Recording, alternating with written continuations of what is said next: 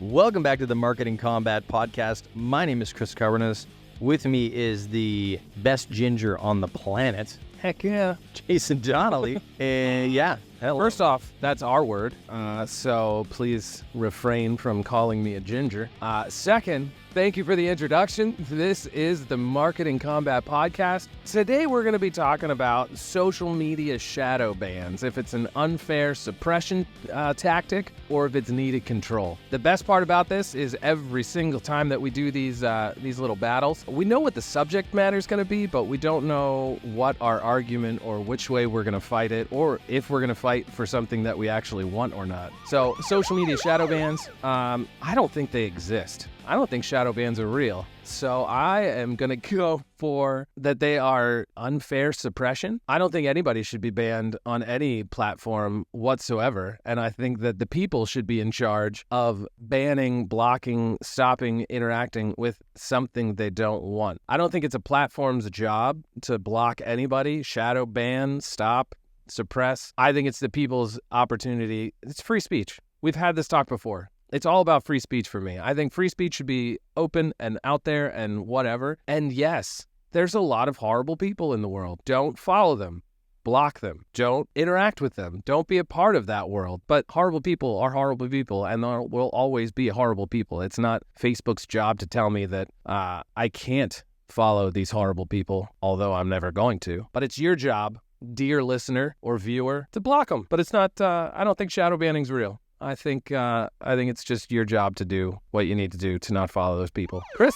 I actually think that shadow banning is necessary. And it's not just about blocking bad people. I think like what the platforms need to do is they need to suppress reach. They need to shadow ban people in order to make sure that the commodification of posts don't exist, doesn't happen, right? So they need to continue to raise the ante, up the ante, make it harder for you to reach your audiences, because essentially like the platform, they're about paying for reach. I mean, they need to, yeah, that's the truth. I mean, like platforms, their existence is to get advertisers to pay for reach. That's what that's their whole reason for existing. And if they just let everything go, if they just like everyone could reach everything, you're not going to get shadow banned, you're not going to get suppressed a bit, then people don't have a incentive to try harder, to make the content better, to keep users coming back. And therefore, all the level of content will just keep going lower and lower and lower, and it won't actually be exciting. Like the whole platform will die. So shadow banning is necessary to make sure that people continue putting out great content, coming back to the platform,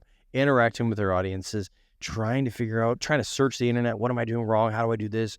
What do I do here? Like, hey, have you guys been shadow banned? It's a necessary tool to help everybody that's posting to keep leveling up. And it's good for the platform to suppress certain content because they need to open space. I mean, there's only so much scrolling you can do in the world. There's only so much content that you can consume per day. And if they just let everything flood in, there won't be space for advertisers. And then that space, then they won't be able to sell anything and they won't be able to exist as a platform. So it's a necessary tool in order for the platform to exist.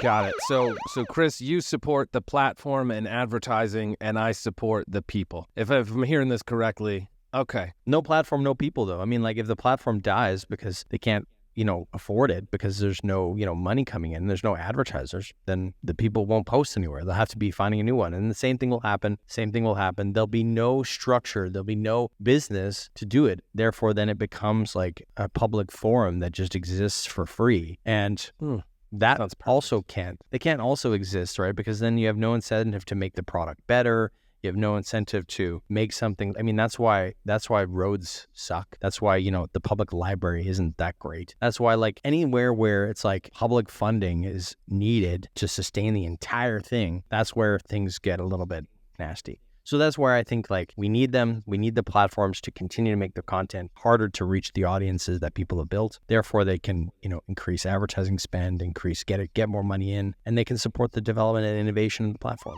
You heard it here first. I'm all for the people. I'm all for the spreading of information and the things that you love, and Chris is all about making money. What do you guys think? Everybody who's listening to this, watching this, do you think that shadow banning is real, A? And do you think it's a necessary evil? I need to know, because I think that everybody should have a voice and get your stuff out there. Tell us in the comments what you think. This is just a debate, folks. So, yeah, let us know in the comments. What do you think? And I know this is a podcast, so if you're listening, you can't comment. But if you're on the video side of things, you can. So come say hi to us. All right. We promise not to shadow ban your content, your comment on our... I actually will shadow ban their comment. Yeah. Actually, we can do that. That's interesting, right? Like the delete or like hide from other people option on content is kind of funny, right? Because it's like, you've been shadow banned, but you don't even know it. It's a good power. I like shadow banning people. We'll see you tomorrow. See you tomorrow. That's weird. That is weird. See you.